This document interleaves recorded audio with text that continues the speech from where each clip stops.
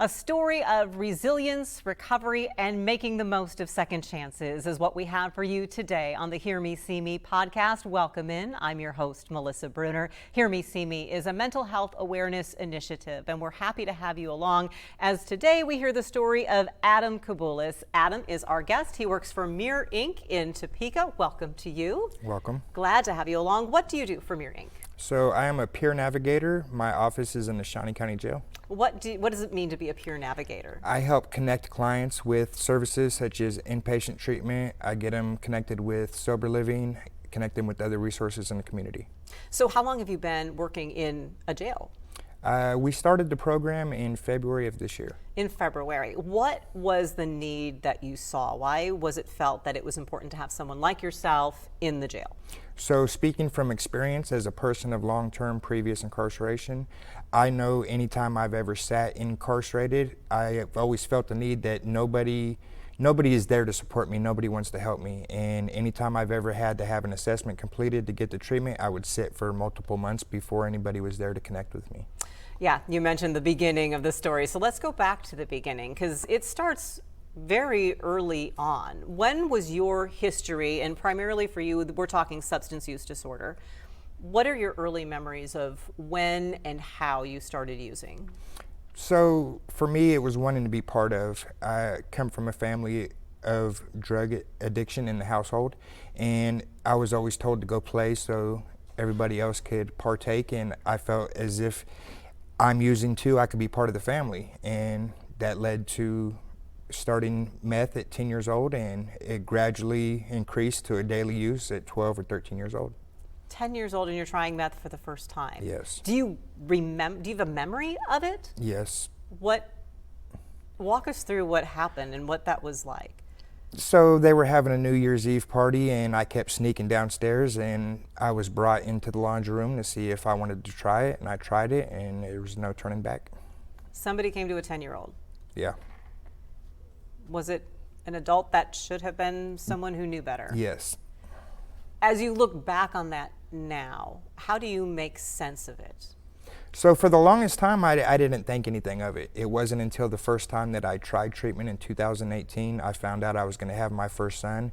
And I'm sitting there and I'm doing some reflection, and I'm thinking, like, what kind of people would let their children use substances and not say no?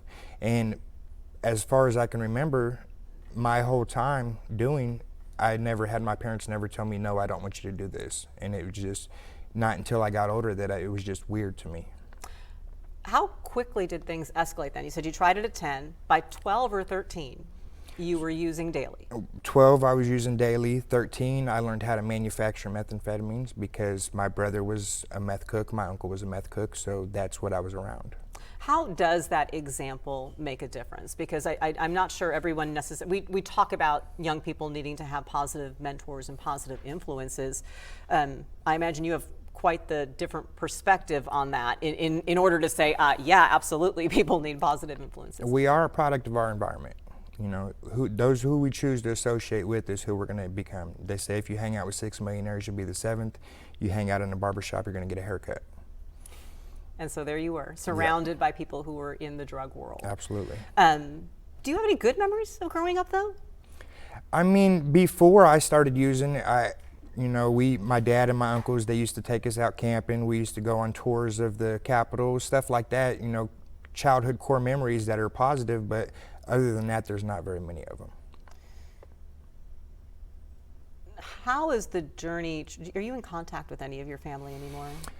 I speak with my brother and my sister. My brother's in Oxford House. He's trying his path at recovery. My sister is currently incarcerated, and she's been one of my biggest supporters. She's had her issues with addiction as well, but she plans to try it when she's released as well. All making the change. Yes.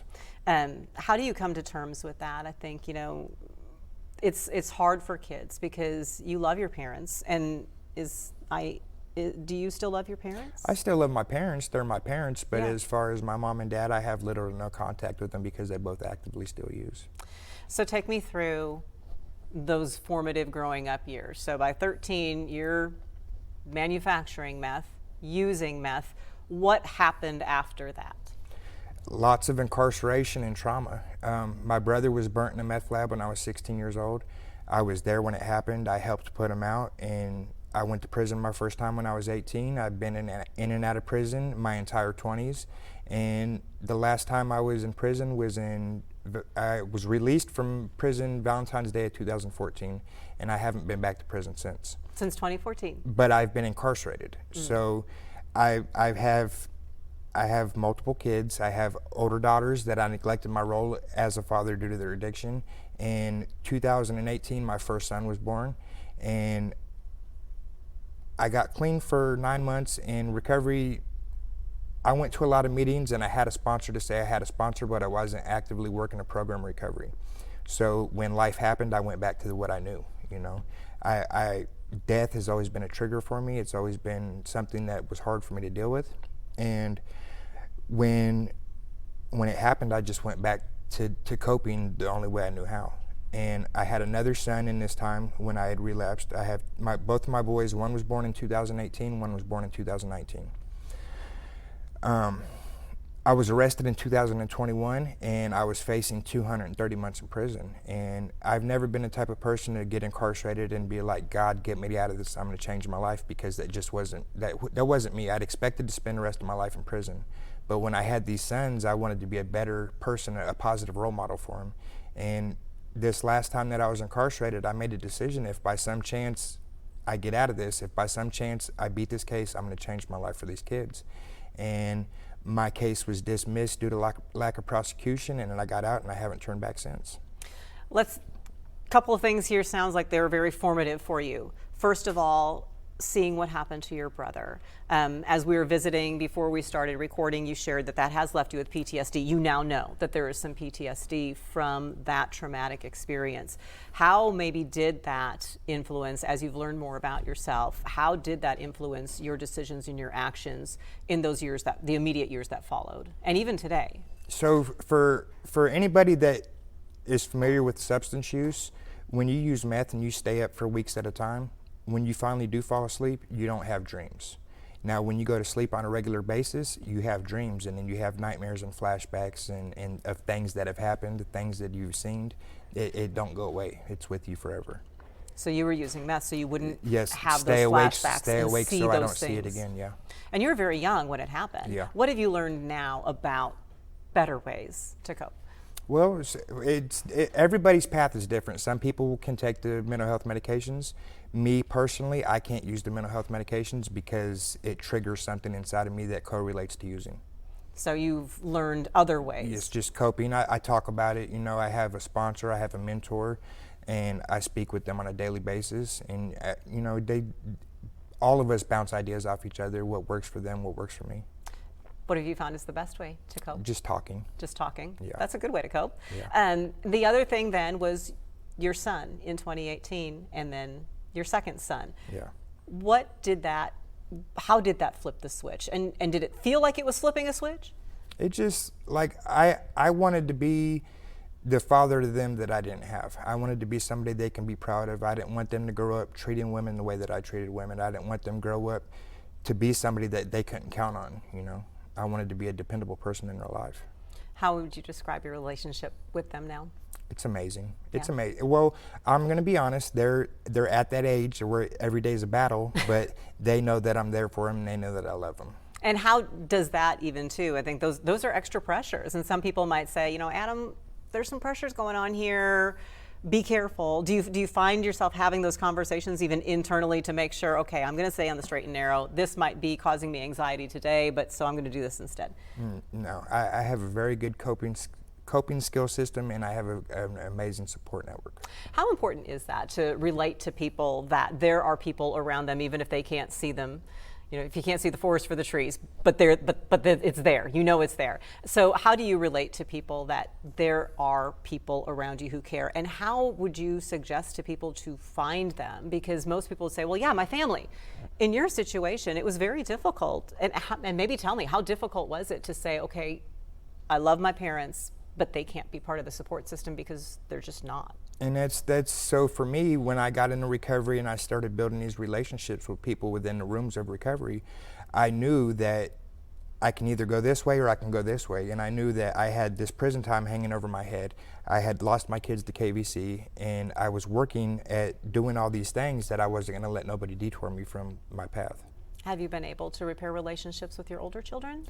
And that's the thing. So for a long time, I didn't have little to no relationship with my daughters. And in the last 4 years, I've repaired relationships with all of them. It's still touch and go. I'm still working on things, but I think from the relationship that we had before recovery to the relationship we have now is 100% better than it was.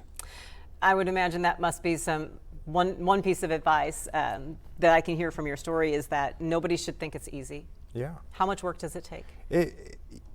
The only thing you have to change is everything. You can't still hang out with people that use. You still can't go around people that sell dope. You have to cut all those people off. If you want this life that it's out there for everybody. Everybody has the opportunity at an amazing life, but it's just how bad do you want it? When are you going to be done suffering? Even when you made that decision. So how many times have you been incarcerated? 36 times. 36 times. Yes. So I guess that really teaches a lesson of not just first chances, second chances, third chances, 36 chances, Adam, for you to get the message and be like, okay, this is it, no more. I know for me personally, I suck at being a criminal. And that's some of the best advice that I give to the clients that I work with today. Yeah. And I'm transparent and I'm open with them. I build a good rapport with them. I build a good relationship with them because even 4 years later, I know a lot of the people that are incarcerated now, and for them to see me come in there and to be able to help guide them into this life that I'm living, for them to see the changes I've made in my life, it works, And if they know that if I can do it, they can do it too. You had said that how big of a role does faith play for you? If it didn't play a role in the past, is there faith now that plays a role? And regardless of where you fall on that faith spectrum, it's okay. I have the utmost faith in a higher power. I have a real close relationship with God. I'm a spiritual person. I'm not a religious person. I don't get into the politics of religion. It's a big argument that I'm not going to get involved in. But that's what I see the majority of people that get involved in religion. It's just an argument, just like politics. I don't want no part in that because I try to keep the negative stuff out of my life. I pray, I have a relationship with God, and that it's gotten me this far. Well, I want to get into how you then came out of incarceration that final time and landed where you are today. And we'll talk a little bit more about that with Adam Cobuluis in just a moment.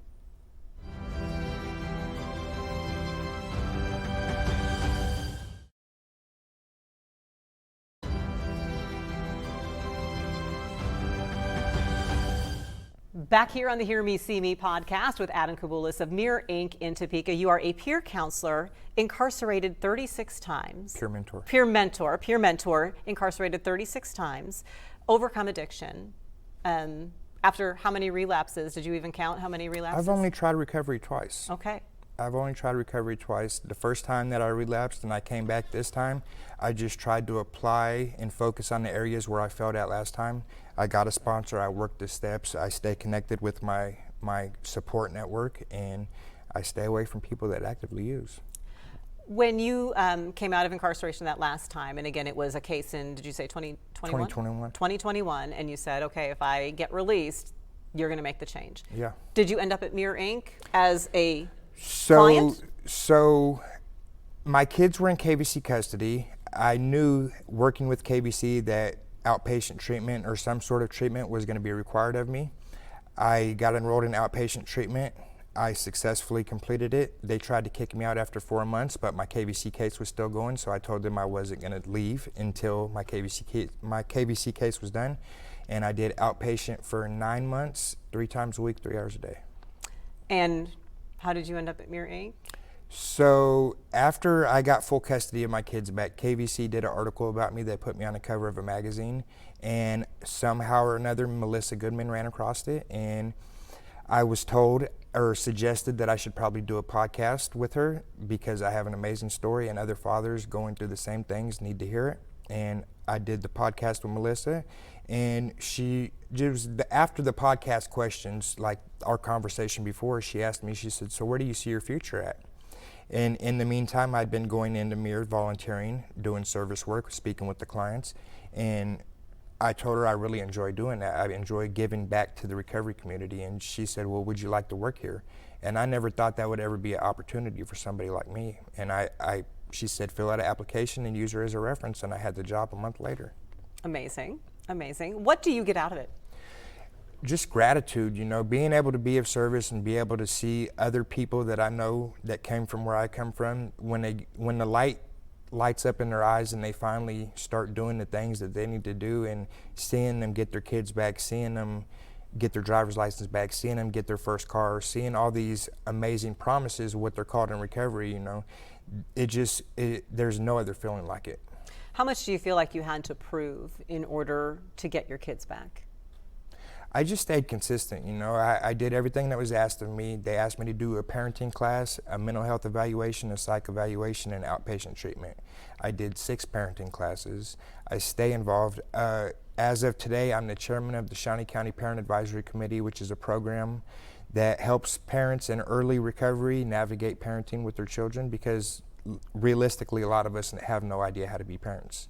Still 4 years clean and full-time dad, there's still things that I struggle with. I have no idea what I'm doing. I just do the absolute best that I can. I think that's something all parents would say they have in common, is sometimes they feel like they have no idea what they're doing. It takes work. Everything that you're saying here is that it takes work, and no one's just going to hand it to you. So a lot of people, I think, sometimes who are struggling feel like, or maybe as they have not come to terms yet with what their role is in recovery or what have you, is that, well, shouldn't this be easy? You told me, Adam, just do this and it's going to be easy. But it's not. You have to put in the work. Yeah, and I think one of the biggest blessings for me is my fiance. We started out in Work for Success, which is another program by Mir, and she was there for me throughout the whole getting my kids back, the criminal case, everything. We were both in separate Oxford houses, but we were there to support and encourage each other, and it's been an amazing blessing. She has 2 children that are twins, a boy and a girl, and I have my 2 boys, and we have an amazing family, and she's been there for my sons, and I've been there for her kids, and we have an amazing family, and it's just been one of the biggest blessings of this whole journey for me. For those who aren't familiar with what an Oxford house is, describe that environment and how it helped you avoid, find your people and avoid the people who, as it turns out, were not your people. So Oxford House is a sober living. You live with anywhere from 6 to 8 other individuals who are also working a program of recovery. They're trying to get their kids back. They're trying to walk down probation, or trying to get a new way of life, but there's accountability in the house. They have chores, they have curfews, they have to get a job, they have to attend so many meetings a week, but there's other people that are trying to do the same thing you're doing. So for those like me that didn't have a family support system or any other support out there, Oxford is an amazing tool to use. So now your office as a peer mentor through Mir Inc. is actually in the Shawnee County Jail. You said they asked for you. Yes. They asked for you by name. So I'm part of the Shawnee County Reentry Council, and being part of this program, and a couple of the employees from the jail are there, they have asked me to come in and speak to the clients in the trustee mod, or in the honor mod in the jail. So I was willing to do it because they know me, they know who I am, they know where I've been, they know where I'm at. So for me to go in there and be able to support them and encourage them and give them a little bit of hope and motivation, I jumped at the opportunity. I had been doing that for a couple months when there was a meeting that I knew nothing about starting this new program in there, and they asked for me by name if I would be willing to do it, and my director, he said, well, I think Adam would do it, and I jumped at the opportunity. When you walked in there the first time in that role, in that different role, what was that experience like? It was overwhelming with gratitude. I had been in that place so much in my adult life, and it was eye-opening. For a long time, I had no positive role models in my life, and for the longest time, the staff at the jail was the only positive people that I had in my life. One major one, and I'll say it, and he won't be mad if I say his name, but William Hopper, every time I'd ever seen him, anytime coming and going from jail, he'd always tell me, God bless you, God bless you. And at first it would irritate me because I just want to get out of jail. I don't care about none of that, just get me out of here.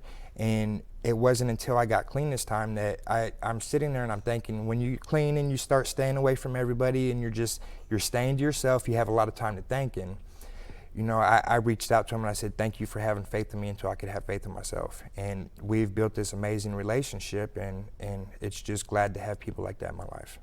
What is the number one thing that you impart to the people you meet at the jail when you first meet them? That there's a better way of life, you know. You don't have to keep doing this. You know, this can be the last time you're ever in jail ever again, but the choice is yours. How bad do you want this? Clearly, you're not a good criminal. And I tell them, this is no disrespect to you, but we suck at being criminals. If not, we would not keep coming back in this situation. If you take a little bit of the energy that you use doing the things that you're doing to get in here and put it to something positive, you can have an amazing life. How important are mentors, regardless of no matter what your walk of life is? It's necessary. Like, nobody in recovery can do it alone. Everybody has a support system. Everybody has a sponsor.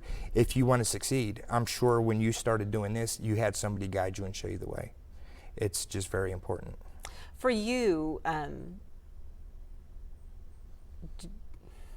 do you see yourself as a role model, or is there a different way to define what you see yourself as now? I'm just a person. I'm the same person that they are. I've just made better choices with my life. You know, I try not to feel. I would say I am a role model, you know, but I don't.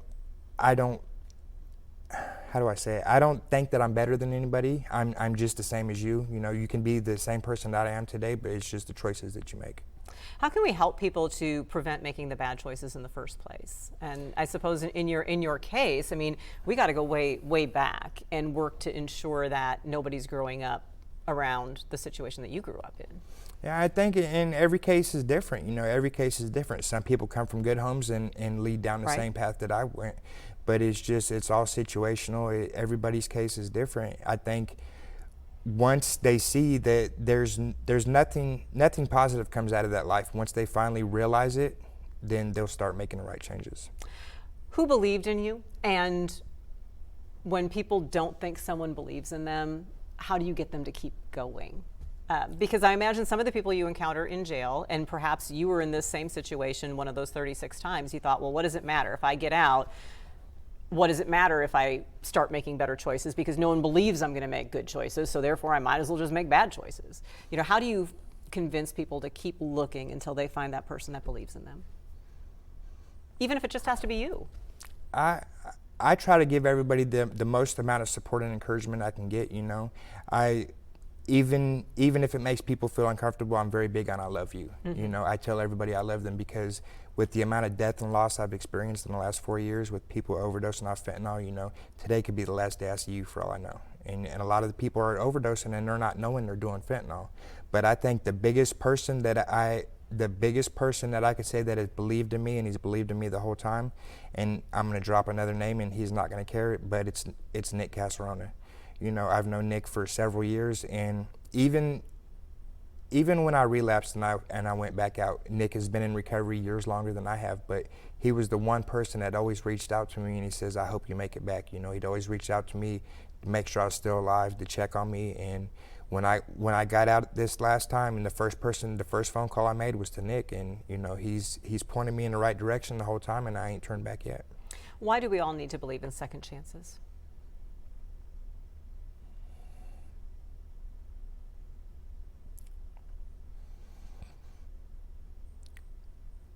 Because without believing in second chances, you might as well just consider yourself gone. I mean, I think second chances are very big because I've had 15 chances. I've had 36 chances, you know. But if you don't believe in second chances, then you're just giving up on yourself. I think we all have to believe in each other and know. I mean, I imagine especially when you talk about the loss, it's this very important sentiment that we need to impart that the world is better with you here. Yeah. Even if that means it's taking a little bit more work to get where you know in your heart you want to be. Yeah. What should we take away from all of this today? What if there's one thing people think about this back on this conversation, what do you want them to know? Life's better here than it is over there. I like that sentiment. Believe in people, believe in each other, believe in the power that you have within yourself, because Adam, it's amazing what you've been able to achieve by simply deciding that this was the path you were going to take. And Thank you. we are so proud and blessed to have you in our community, and we know that you are inspiring a lot of other people in the jail and around you to know that there are people who are going to support them. Thank you. And lead them forward. And you are helping do that for Thank others. you. Adam, appreciate you. Appreciate all Mirror Inc. does. Appreciate you being here. Remember, if there are any resources that you need in your life, first of all, immediate crisis, know that that 988 hotline is there for you 24/7.